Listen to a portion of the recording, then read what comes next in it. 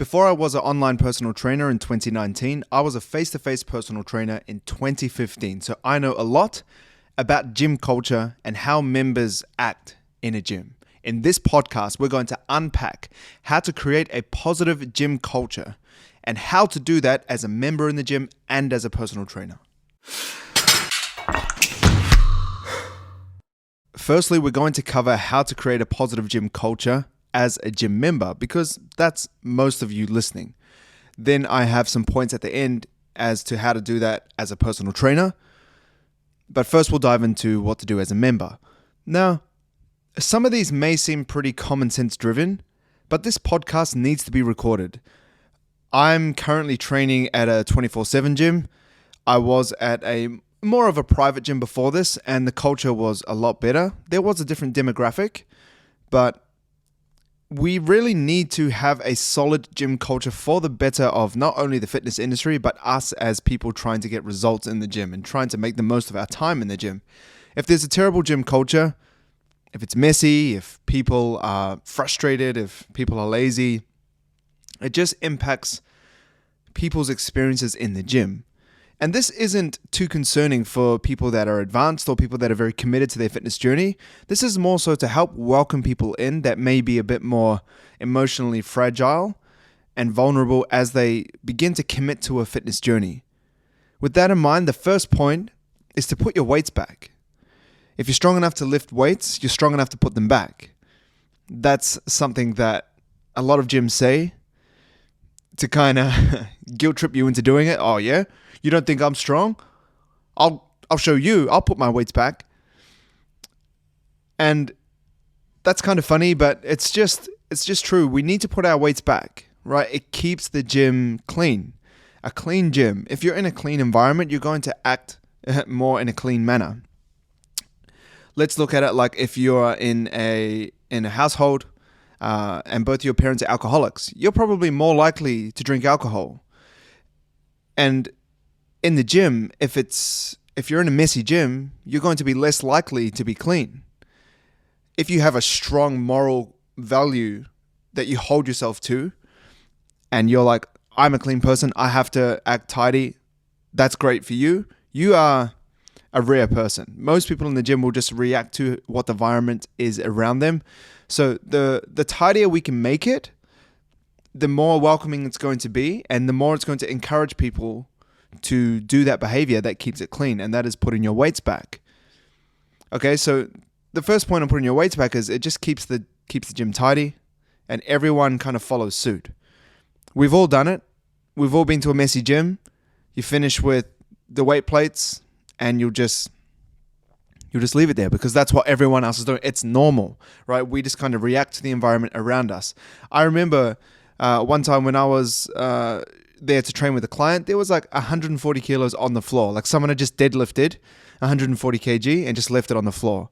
So I, mate, what are you doing? Just put it back. 140 kilos. What if Susan, 85 years old, is coming into the gym and she knows how to deadlift? She wants to do a deadlift in that squat rack.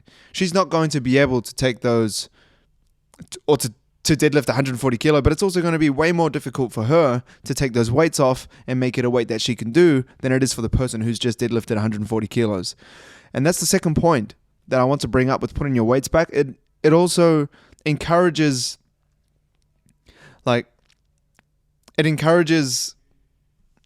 elderly population or people that may not be as strong as you, encourages them to give it a go because there's not these like big weights stuck on the machine that they may not even be able to get off. But also if they see a leg press that's got 200 kilos on it and they can only do just the machine pushing it back and forward, like that's going to be a high barrier to entry for them. So they're probably just going to skip it and do something else. Or they might just say, man, I've been working up to the gym. This obviously isn't a place for me. I can't even lift these weights. I'm just going to go home. And that's what I always think when I'm in the gym, to try and think of the person that like has severe gym anxiety and that like, because I coach a lot of people that train at home because they are scared of people at the gym, what they might think of their form, what they might think of their body, what they might think of them just being in the gym. So I really have that mindset of okay, that person could walk into the gym. And if they walked into the gym and saw me, or saw the gym environment, and saw the weights everywhere, or saw the weights all put away perfectly, how would they feel? And this is probably, more directed at gym owners, but as members, we can encourage the gym culture to be very clean. And when it's clean, people feel welcome. What do you do when people are coming over to your house? You run around like a madman trying to clean your house to make sure that everything's cool, everything's clean, they feel welcome, they feel looked after. And it's the same thing with the gym. If a gym's well kept, then people are going to act in that way. But also visitors, people that are traveling around, people that are scared, people that are vulnerable, they feel more welcome. There's another common thing that people say, like tidy room, tidy life. Like clean your room, you have a clean life. Or if you're in the office, like tidy desk, tidy work, or tidy desk, tidy life. However you want to put it. You see what I'm getting at. The people that often leave the gym dirty and weights everywhere, what do their lives look like? Maybe it's messy too. Maybe it's not so obvious, but there's definitely going to be messy parts in their life. And there's another quote that kind of goes with this, and it's one of my favorites. How you do anything is how you do everything. And if you hold yourself to that standard and have that quote in your head, then you're going to act in a way that's going to hold yourself to a certain stature in whatever you're doing. So if you just walk past a rubbish bin, you throw it and it misses and you just leave it, what does that say about you? You give up when it gets hard. If something doesn't go your way, do you just run away? And this might be overanalyzing it, but this is how I look at things. And this is how I judge character upon people. Because, okay, they're nice to your face. This person that you've just met, they're really nice to you. And then you see them, and then you become friends, and then they start bitching about mutual friends that you have. And then you're like, oh, well, if you're bitching about them, then what are you doing? When you're with your friends, are you talking about me? Most probably, you're going to be bitching about me to them as well. Because how you do anything is how you do everything. And I want you to try and keep that as a standard in your life. So that in the gym, if you're putting the weights back, if you've done your job and you've put the weights back, you hold yourself to a standard of, being a clean person, doing what you said you would do, doing what you should do, or encouraging people, making people feel welcome, making people feel more confident in the gym. So that's just an important quote that I would like to suggest to you that you would take into the gym, but you can also take it into other areas of your life. That's point number one. The second point would be to bring a towel and wipe down things, right? This is standard, so I'm not going to spend much time on this. It just keeps everything clean. Like we sweat when we train. Even if you're not sweating, it's just decent to wipe it down, even if you did or didn't. Just wipe it down after you're finished. Obviously, people are a bit more cautious about this thing after the pandemic, and they're reacting, I guess, in a positive way with hygiene within the gym. Not even wiping down barbells. I even still see, not at this gym, but my previous gym that I was at maybe a couple of months ago, people were still training with masks on. People can do whatever they want, right? I'm not going to train with a mask on if I don't have to. Stuff that. But if you want to do that, that's cool. But the least we can do is train with a towel and wipe the machines down at the end. I do have a caveat to that. I don't think a towel is essential to put on the bench or the machine every single time. For example, I'm not going to put a towel on a bench press when I'm going heavy, or on a standard flat bench when I'm doing dumbbell chest press with like 50 kg dumbbells, because I don't like the risk of my back slipping on the towel while I'm doing that press. I think that's going to be an injury risk. So sometimes I don't put the towel on the machine or on the bench because I don't want to slip or anything, especially like when you're dealing with heavy weights. But I'll wipe it down after that. Or I'll wear the towel where I feel like I'm just working for reps and the weight isn't too heavy. It's not going to be as much of an injury risk, because sometimes towels can slip, like when you're doing bench press. And if you do, and you have 100 kg bench press and you slip, that could be an injury. That could be, the bar sitting on your chest, slipping. That could be the bar landing on your neck. It could be any type of injury, right? But in terms of cleanliness, the least we can do is carry around a towel and wipe the machines down after we use it. It's pretty simple. Point number 3, I've had a ton of problems with this, is just, mate, don't smell. Wear deodorant. Take your body odor elsewhere. The odd session here and there, I get it. You've had a long day at work. Maybe you forgot to put deodorant on because kids were keeping you up and you woke up early. Kids again, and then you just like leave the house. Man, I forgot to put deodorant on, and I have to train after work, and I'm doing labor all day, so I smell, and then I'm gonna go to the gym and I'm gonna smell. If that's a one-off, I'll let you off the hook, like I have as a gym and personal trainers. But if you're consistently showing up smelling, like there was a person in actually two guys that used to train at my previous gym, they always smelled. Everyone kind of gave them dirty looks. It's just not a nice environment to be around. Like no one wants to be around someone that smells. And it just seems like point number 1, like whether you're in the gym or not in the gym, I think smelling like body odor isn't a desirable smell. So just kind of sort that out, man. Like we're all adults here. Have a shower, put on deodorant. If you're against certain chemicals on your skin, get a natural deodorant. If you don't even do that for any reason, maybe just cover up more so it's not that obvious. But I think you just have to think of other people. Once again, coming back to that person, that avatar in your mind, the person that is scared of the gym, the person that is going for the first time and is like already very nervous. Like a bad smell could be like, oh man, the gym was the worst experience ever. Like people smell there. It's messy. Like no one's wiping the benches down. All the machines are dirty. They're probably not going to come back. So these points aren't really for you. It's for the fitness industry or positive gym culture in general. But wearing deodorant is just like, come on, mate. Like it's just don't smell. I remember I had a client complain once, and this is pretty common in the gym if you have personal training clients.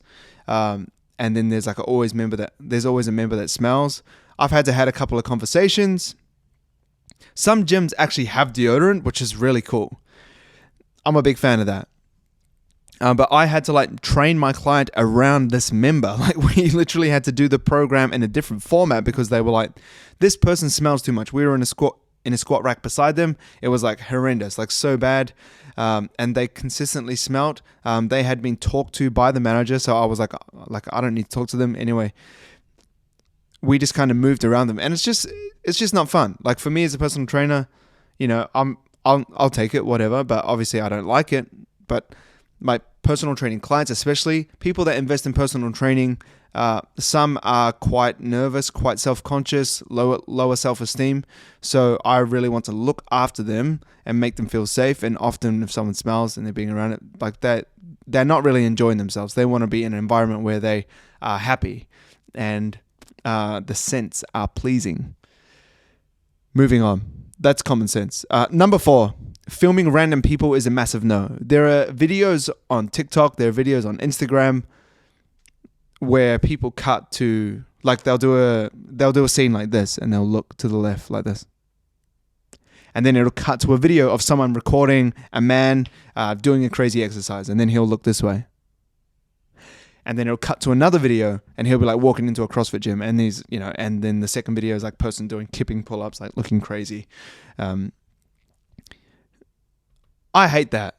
Filming random people. If I caught anyone filming my client and posting it online, or just caught them filming them in general, I would happily just go up to that person and tell them to delete it and give them a chat, give them a better taste of their own medicine. It's just a no-go, right? That would be one of the biggest camels. The biggest straws on the camel's back for someone that struggles with gym anxiety is their fear of being filmed and being publicly humiliated. Even if it's not posted online, someone has a video of them doing something that they're already not comfortable with. Right? It's kind of like someone taking photos of someone naked that's really body conscious and having them, and are they going to post that? Are they not? Just the fear of that is just crazy. If you're filming someone just because they're doing something crazy on to get likes online, I think that says a lot about you. Just don't do it, man. People are trying their best. that is one of the biggest fears that clients that I deal with that have, or like, I guess, diagnose themselves as having gym anxiety and being scared of what people think themselves is being filmed, because they already worry that their form is average, or that the clothes that they're wearing is too tight and it's making them uncomfortable, or like they're already wondering what people are thinking of them. And they're thinking like that they're doing exercises completely wrong, and they're thinking that everyone's just staring at them and looking at them. And you're just validating that thought if you're filming them. Not necessary. Don't film random people, okay? As a personal trainer, I used to film my clients because some of them actually used to love seeing their training. So I would film them doing an exercise. Obviously, they had built up in confidence from then. You know, they would squat 100 kilos. I'd film it because they would love it. I would just film them training, tag them online, because they would like feel a bit like, oh, my personal trainer is posting me online. I must be doing well. And I'll be like, you are doing well. And I want to share that with, you know, my other clients that follow me and my other followers that may be considering to train with me, or just considering training in general. And that story could help encourage people, right? So I would film my clients for many reasons. Sometimes they would ask just so they would have it. I'd send it to them later. I'd airdrop it to them, send it to them via WhatsApp, just so they have it, so they can show their kids, so they can show their friends, so they can just have it on their phone. But if people don't have consent to be filmed, I think this is a big no-no, like one of the biggest no-nos. Filming, like, people are just trying to do their best. Especially if someone's struggling with confidence, just leave them alone, man. And this kind of brings me on to another point number 5, filming yourself. And this is a very hotly debated topic. And my stance is, look, I film myself in the gym. I don't rock up with a ring light and a tripod. I just kind of lean my phone up against my drink bottle or against the bench or something like that. Like, just something low key, because I just want to see my personal bests. If I'm training with a partner, I'll get them to film me every now and then. Maybe it's content. Maybe it's just because I want to see what my technique's like. And maybe it's just to record a PB that I have so I can refer back to it. Maybe it's just a technique check so that I can look that when I went heavy, I didn't compromise form. Filming yourself is one of the best ways, because if you squat and go, oh man, that was sick, my technique felt off the hook, I'm strong, I'm the man, look at me go. And then you film yourself and you see, like, you got butt wink at the bottom, you know, your knees are caving in at the bottom, the bar placement's crooked. You're like, oh mate, that was a bit of a hot mess. Maybe I'm not as good as I think I am. The film never lies. The film is never going to lie. So filming yourself, I get it. It is a bit of a technique hack. If you film yourself, you know what you're doing. You know what you're doing wrong. You know a lot, right? It doesn't lie. But if you're rocking around with around the gym with a ring light and a tripod and trying to film yourself, and there's like 10 people in the background, I don't think that's a wise move. Unless you're in a gym that's like, all right, we're all like influencers or whatever. We're all out here posting content for the gram. Hey guys, this is my leg workout. This is my chest workout. This is my glute workout. La la la. You know, if you're doing that sort of content and everyone's down with it, knock yourself out. Couldn't care less. But the reason that I personally don't is I don't like the feeling of having people in the background that are unconfident. Once again, that person coming into the gym, oh, here's a fitness influencer, dude, personal trainer guy with like muscles, filming himself, in itty bitty clothing with his nipples showing, and he's flexing and all this kind of stuff. And then there's this person that's just like, just built up the confidence to walk into the gym, and then they've walked into the background of your shot. They're like, oh my gosh, I'm on camera. I don't know what to do. I'm just going to walk this way. I feel like my clothes are too tight. I feel very self-conscious. What am I going to do? I'm going to leave. I'm going to give up. This fitness thing isn't for me. People are just filming me. Like, that's no good. Another thing is, if you are filming yourself and people are walking through, and while that, just get over yourself. If people are walking through your shot, like, it's not a photo shoot. If you want to film yourself, hire out a gym, all right? Fork out some money. But if someone's like just trying to put a dumbbell back and they walk across your screen and you're trying to film your hip thrusts, just get over it. Just get over it. It's a public gym. You don't pay more of a membership than they do, right? I don't think I don't know of any gym that has like an influencer membership where you pay more to film, because I think that'd be ridiculous. But like, just have mercy on people. If people walk through, film the next set. Film a set before that if you want. If people walk through on accident, don't get mad at them. Just chill. Like, okay, I get it. It might be your livelihood. You might be trying to put bread on the table for your family by filming your workouts, posting it, people sign up to your programs, whatever. But just have a bit of compassion for them and understand where they're coming from. They're just going in there to work out. They might have had a 12-hour day at work and they're just trying to smash their workout. And then you're there filming yourself with your nipples showing, doing chest flies. Like, just see it from their perspective and understand. I've taken it into my own hands and actually decided to take on a commercial lease and actually build a gym. But I'm not telling you to do that. But when I was, so this is dedicated to the fitness influencers. When I would like literally ask around at gyms, or maybe a friend or whatever to like film, or like you can even reach out to hotels. Can I film at your gym? I'll tag you in my content, blah, blah, blah, blah, blah, whatever. Like, that's probably better because least people are affected. I know it's more of a deal, and maybe you're like, but Brock, I just want to film like myself at the gym. It's cheaper, it's faster. I do it every day anyway. Just consider other people. That's all I'm going to ask. Use your common sense, which, you know, as you get older, you discover is not as common as you think, but just try and be smart about people, mate. Like the world does not revolve around you. That is one thing I've definitely been growing in knowledge of. Okay, point number 6. Work in with people. Supersets, okay? Be reasonable. If someone wants to work in leg extension with you, just let them work in, right? You do your set, you put your towel on, maybe you wipe down before they jump on. Sometimes, look, I'm going to admit, like if they go, oh, don't worry about wiping it down, I'm like, sweet, you don't need to worry either. Because like I'm like, oh, mate, I'm going to wash these clothes anyway. I'm going to have a shower after this. And I know I did talk about like wiping the stuff down, but if you're like working in with someone and you're kind of cool with them, like whatever. If you're not cool, if you're like, I'm just going to wipe down like after you finish, is that cool? Like, just be reasonable. This is what kind of freaks people out and does kind of piss people off in the gyms, like working in with supersets. Most of the time it's okay. Like with machines and stuff, leg extension, leg curl, leg press, hack squat, like it's kind of cool. Unless it's like, you know, there's a 14-year-old guy who's like doing bench press and it's like 40 kilos. And let's say, you know, I rock up there and I'm doing 120 for 5 reps. And he's like, can I work in? I might say no, to be honest.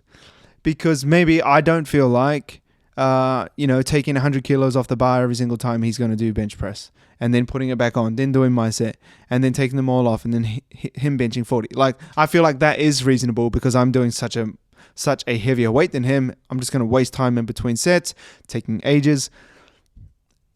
I think with squat racks, like if someone's deadlifting a lot, maybe don't work in with them. If someone's like squatting a lot, they're way stronger than you, maybe don't work in with them. But most of the time, like pin-loaded machines, I think you can. Like you're just moving a pin from like 27 kgs to 64 kilos. Okay, now you go. All right, take it out. Bang, bang. All right, you go. With free weights, I think there can be a bit of conversation around it, like sharing barbells and things like that. If the weights are reasonably close, I feel like you can have a bit more of a like, look, man, like I'm just kind of like doing my training. So like, just like, let's not work in today. Or if you're doing like short rest periods and they need to be like every 30 seconds or every 60 seconds, like someone working in is probably going to take longer than that. So that's going to throw your workout off. If you have a legit reason, I feel like it's a perfect excuse just to like, not to make it up. But if you're like, hey, look, man, like my rest period's only 60 seconds. If you're going in there, it's just going to be a longer. Can you come back in 5 minutes and maybe do another exercise? I feel like that's a completely legit, conversation that you can have with someone, and then, you can move forward. If you're supersetting as well, this is what I found worked really well. If people wanted to work in, and so let's just say I'm doing leg extension to leg press. If someone wanted to use the leg extension machine, like in my rest, I'll be like, yeah, man, 100%. I'm going to do leg press. While I'm doing leg press, you can do your set. Then I'm going to come back and do leg extension. And then, that's my turn. That is a perfect example. So supersetting in the gym is very common. It's a very time efficient way to train. So I feel like, when you're supersetting, and like that's a great opportunity to put people in while you're resting. So you can be productive while someone's working in with you. And I feel like this conversation kind of needs to be had, because there's a lot of, like, I've seen people that are super sour. I've trained people and we're doing supersets and I'm like, hey man, can I like jump in the leg press with you? And they're like, nah. And I'm like, oh, why not? And he's just like, I'm just doing my sets. Just like, leave me alone. So like, I left that guy alone, but I didn't like it. I don't think that it's, the best attitude to have. Like, if you don't want to work in with someone, like, at least have a legit excuse. Like, if you just want to be a dick and be like, no, I'm doing the leg press, look, that's you. You can be your own person. But I just think that you're not doing much for the gym culture. I think that, the gym culture should be a great place for everyone to experience working out, like, we're all there for the same reason, right? We all want to build muscle. We all most probably want to drop body fat or just get stronger. We don't even have to drop body fat. We all want to kind of like build muscle and get stronger. We can agree on that, right? Like, can we not just have a positive environment? Can we not just be like, yeah, mate, like, jump in, cool, no drama? Like, far out. Am I an outlier here? Like, I know your workouts can be serious, and I know that this might be the only 45 minutes, 60 minutes that you have to train. Then give that reason. Don't just say, no, piss off. Like, hey, mate, I'm sorry. I only have like 60 seconds rest. I'm doing this leg press. Like, I've got 45 minutes to train. I'm just trying to bang it out. Like, can you please use another leg press, or can you just wait like a couple of minutes while I finish? I would happily wait because I have a legit reason. It's just communication, right? Just like a good relationship between husband and wife works with good relationship communication, open lines of communication. The same works with gym culture. Just chat it out, man. Chat it out. Superset. Work in. Okay, that's point number 6. Point number 7. Okay. Looks are allowed. Staring, question mark. Touching, definitely not allowed. Okay? Looking at other people. There are videos that just make me so mad. And there was a viral one where a lady was filming herself working out. A guy like kind of looked at her, kind of like, whatever. And then she was like, why are you looking at me? And he was like, I wasn't looking at you. And then I think she was just like, this is abuse or whatever. Like, why are you staring at me, trying to hit on me? All this kind of stuff. He just literally looked at her. And that went viral. And she was like, he was harassing me. He was staring at me. He was this and that. I'm on that guy's side. I don't think he was. I also understand that people don't want to be stared at, right? So yesterday, there was a guy staring at me. Not in like a, like sort of way. Just like staring at me. I was deadlifting a pretty heavy amount. So, if you want to look at that, that's cool. But like, it was like staring, like it was like uncomfortable. I was cool because like, I don't care if anyone looks at me, they can do what they want. But like, if I had low confidence and I was nervous about my technique and stuff, I would not want this guy staring at me. It was like an Indian dude with like a beanie, like really low. And like, he was kind of out there. He was like singing out loud on his headphones, which was a bit like cool, man, like enjoy yourself, but like just kind of chill out, bro. Like, he was like singing pretty loud, like everyone was like kind of looking at him, and he was just like in his own zone. I didn't really mind. Other people were kind of having a bit of beef with it, like, what's this guy doing? Just kind of like listen to music and shut up and train. But then he was kind of like just like staring at me in his rest periods like this, and I looked at him and he didn't even break eye contact. He was just like still staring. And like, it was the kind of stare where it looked like who do you think you are? Like, what a douche type of thing. Like, that's the kind of thoughts that I was thinking. But like, whatever. I'm just there to train and do whatever I need to do. I didn't care. But staring makes people feel uncomfortable. And if you're a dude staring at a girl, it can make them feel uncomfortable. I get that. That was what the basis of her TikTok perspective was. But then I can see the guy's perspective where he's like, I wasn't like staring at you. I was just like looking, like, I don't know. Like, you have to look at people sometimes. It's like, it's even more awkward if you're just like looking down at the floor.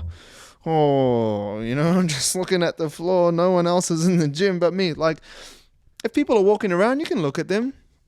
But like, staring at a chick's glutes, come on, man. Just like chill. Staring at a guy's glutes, just chill. staring at a guy's bulge, maybe just chill on that. Staring at a girl's breasts, chill out on that. Just staring at their eyes when they're looking at you is like a bit weird. Like, just watch out a bit. Like, just try and use common sense. As I said, it's less common than you think, but just don't stare at people. Definitely don't touch people. Damn. Like, definitely don't touch people. That is don't touch me in the gym. If you're my mate, whatever. If you're spotting me, cool, whatever. But don't touch people in the gym. I feel like I don't need to say that, but don't go touching people in the gym. So there's some times where I have touched other people in the gym, in terms of like tapping them on the shoulder because their music's on and being like, hey mate, like your like thing fell on the floor, or like, excuse me, like, you've got a 5 kilo plate on one side of the barbell and you don't have one on the other side. I feel like that validates a touch because I'm like literally stopping them from injuring themselves or losing something. I feel like that's legit. Okay. But if you're just trying to like sneakily touch someone, like, just don't do that. If you want to go up and talk to people at the gym, go up and talk to them and just like talk to them. Don't try and sneakily touch them or anything like that. Don't be a weirdo. Chatting to people in the gym. Should you go and approach a chick if you think she's pretty and you want to date her? I think so. If you want to go chat to a dude and like say, hey, like bring up some small talk. If people don't want to talk to you, like, and you can see their body language is a bit off, like, hey, can you kind of leave me alone? Like, just pick up on that. I feel like if you listen to this podcast, you kind of get that. But there's some people that just can't read cues. So, like, don't harass people. Like, if you think someone's hot or you think someone's attractive and you go up and talk to them and they're like, keeping their headphones in and kind of like, yeah, cool, yeah, yeah. And they're not asking questions back. Like, if you're like, how long have you been training here? And they're like, oh, a couple of months. And then it goes quiet. Like, I think that's a pretty clear sign that they're not interested. They'll talk back if they are. But I also think that the gym is a place where like-minded people are. If you're training... Like, training is usually a pretty good indicator that someone's like-minded. Like, they are seeking a better version of themselves. They're trying to improve their health.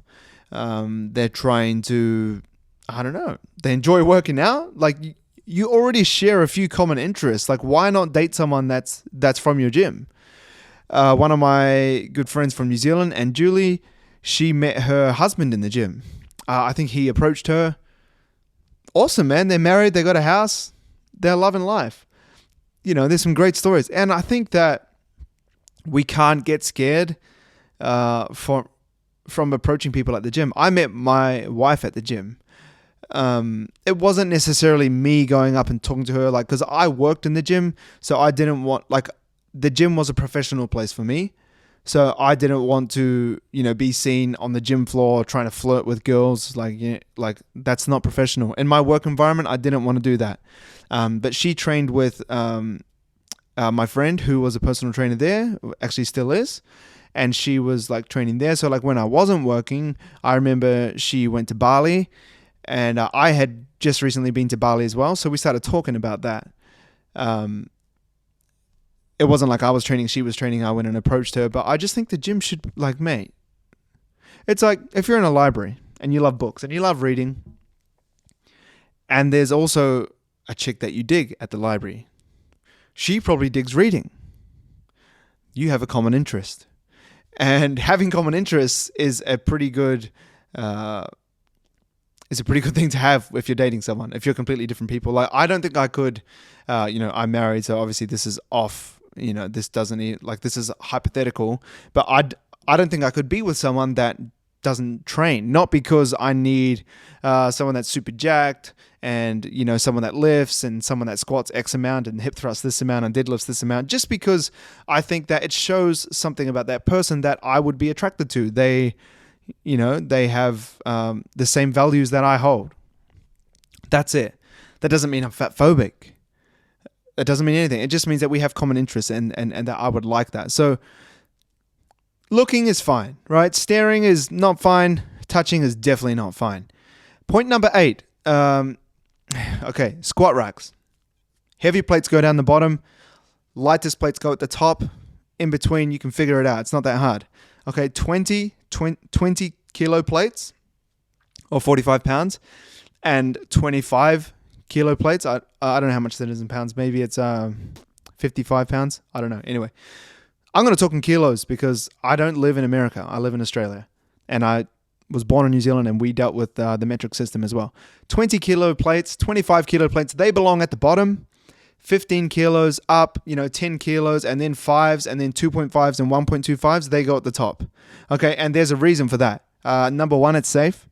If anything were to fall over or anything, then, it wouldn't land on people's heads. Like when you're reaching up for a 1.25, that hit you on the head as opposed to a 25 kilo plate, very different outcomes.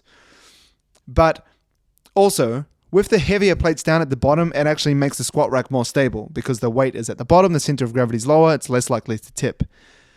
That's just another simple physics equation. I think it's physics. So just put the heavier weight plates down the bottom, right? If you're putting them at eye level height because it's easier, don't be lazy. You're at the gym, all right? Any excuse to get extra physical activity is generally a good idea.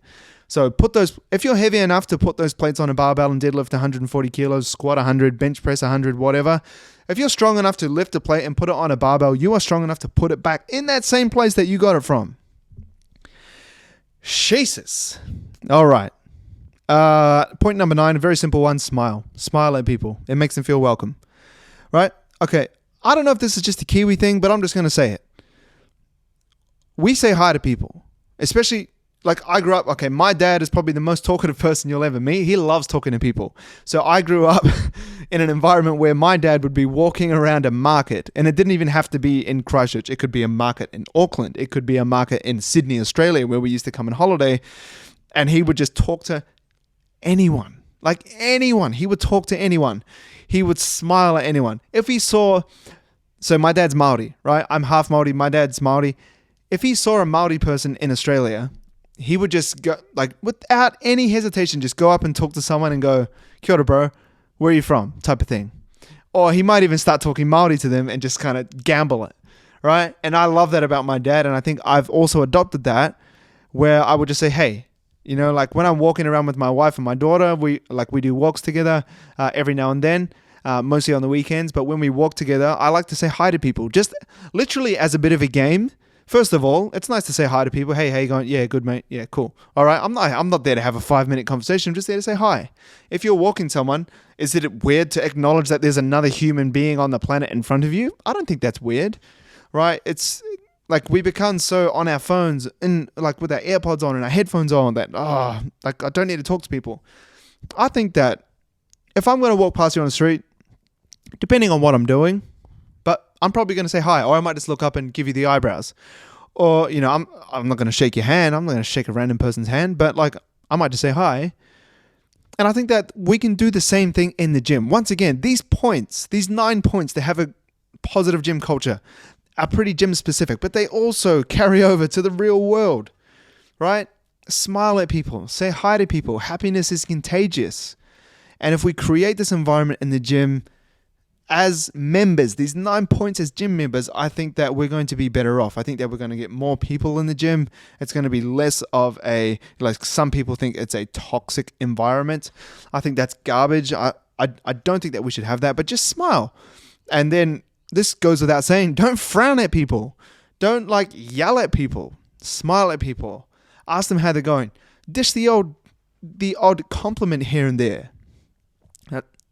Obviously, okay, this ties back into like if you're trying to flirt with someone, like it's a different story. I just mean like a legit compliment. Like I remember when I first signed up to my gym, I met this guy called John, and he said something about like, "Bro, that's a decent pump cover."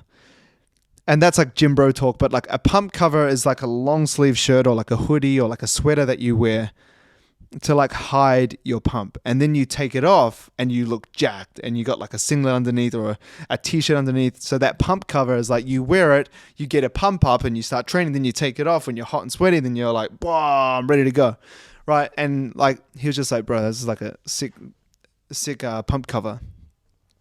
It's like a compliment. I was like, "Thanks, bro." And then we started talking, and then I met him. He's a photographer, he's a videographer, he works for a shoe company, like we got chatting. But that was like, he didn't have to say that, but he just like smiled and like said something. I heard him, talked back. We went back and forward. He's a cool dude, whatever. Now if I see him at the gym, I'm going to say hi. Right? That's a nice exchange. And the more that you can have those with people at the gym, I think the better the gym culture is going to be. All right.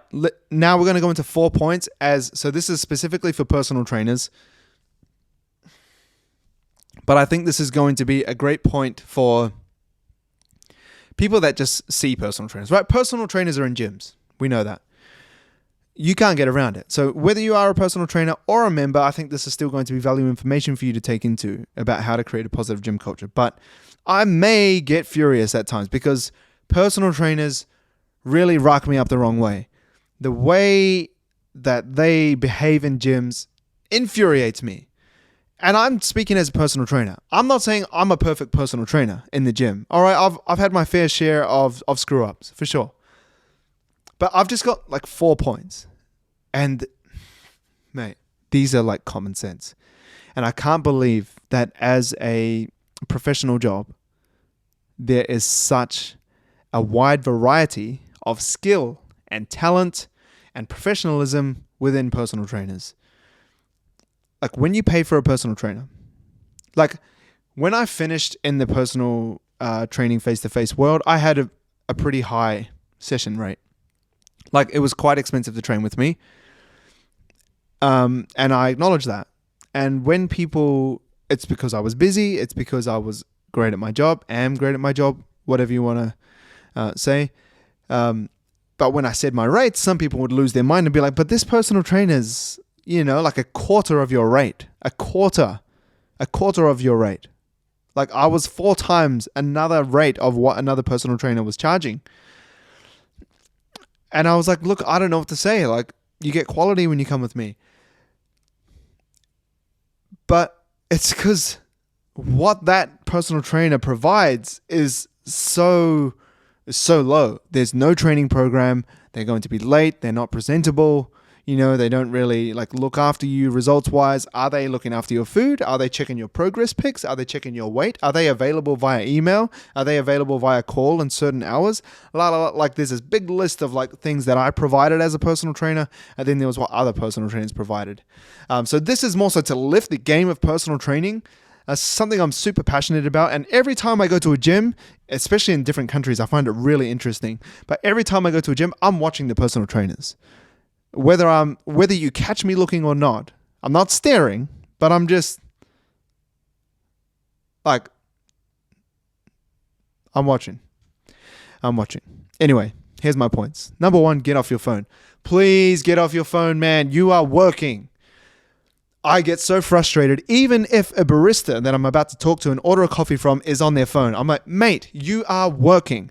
And I think this is one of the massive problems with people coming up and working with cell phones. Like, obviously, we are all on our phones. But if you're working, just work.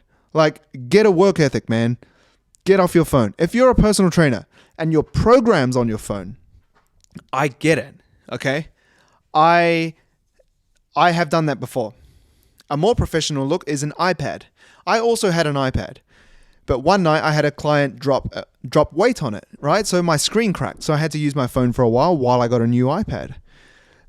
Sometimes I forgot my iPad or it ran out of battery. So I would use my phone for the program. But if you're filling out a program, you're not on it 24/7. While your client's doing reps, you're not on your phone replying back to your girlfriend, replying back to a chick that you're talking to on Tinder, replying back to your best mate, saying, lol, man, how was your weekend? Like, bro, you're working. Personal training is a profession, right? You don't want your dentist texting while they're fixing your teeth. You don't want your heart surgeon texting in between. You want them dialed in and focused. The same should be with personal training. Get off your phone.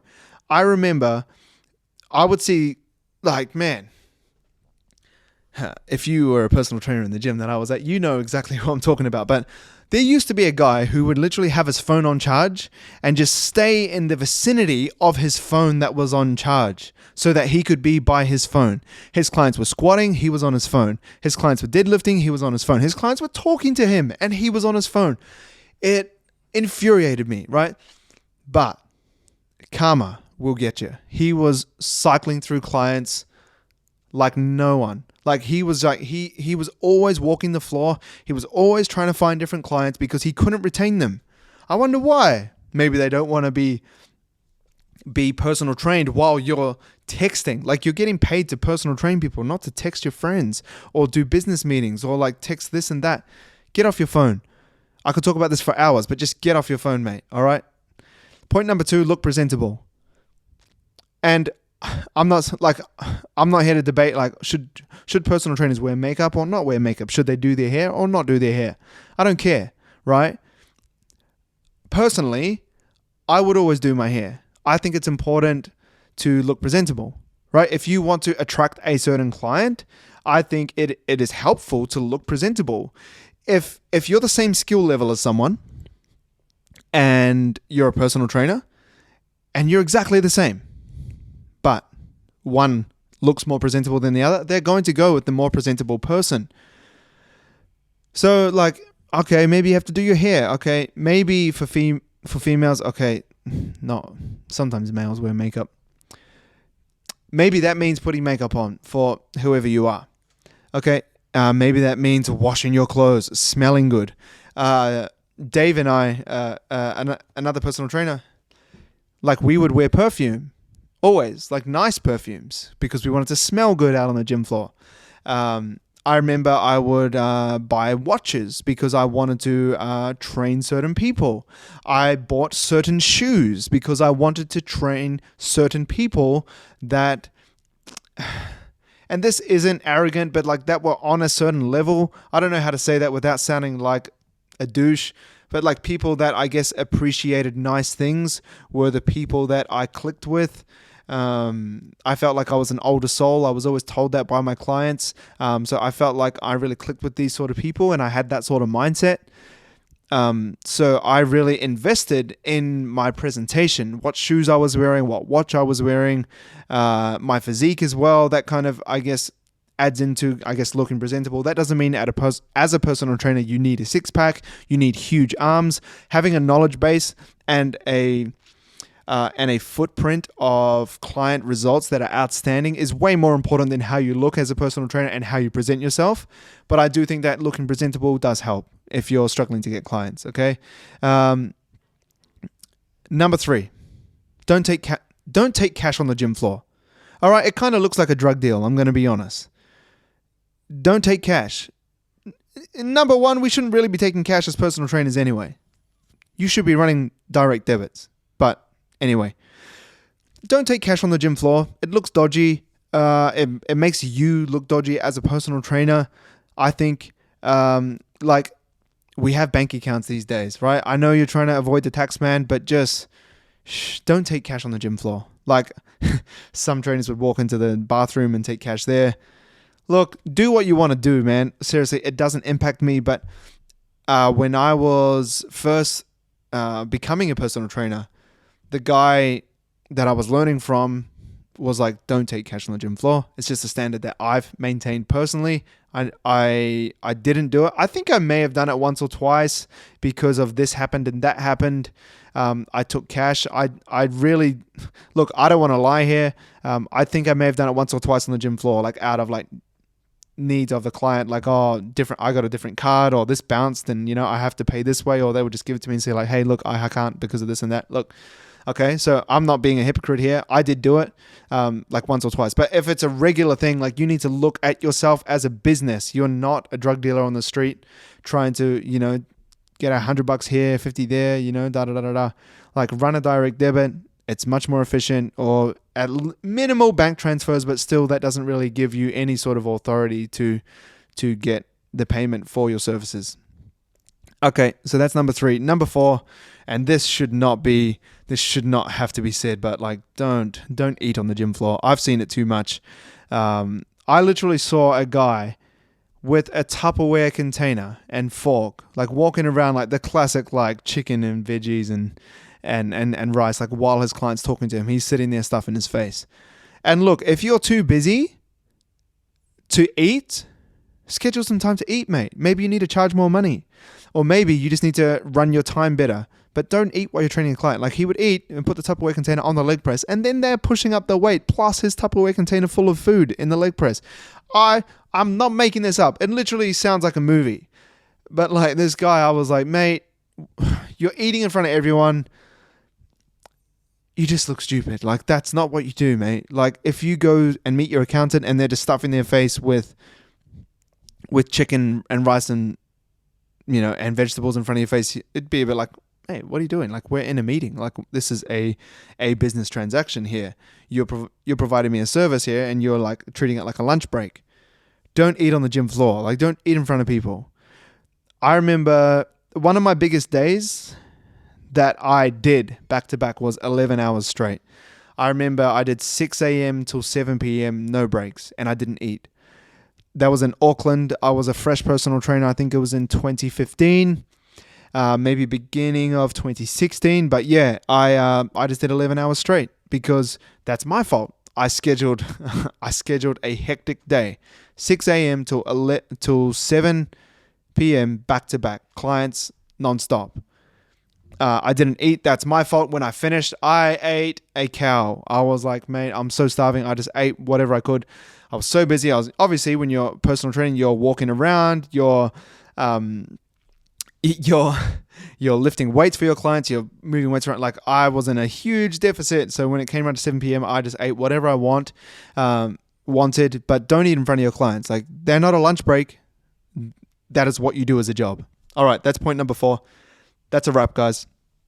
If you think I missed anything for gym etiquette, please put it in the comments. I'd love to hear what you think are massive no-nos in the gym or massive things that we should encourage to encourage a positive gym culture. Please put them in the comments.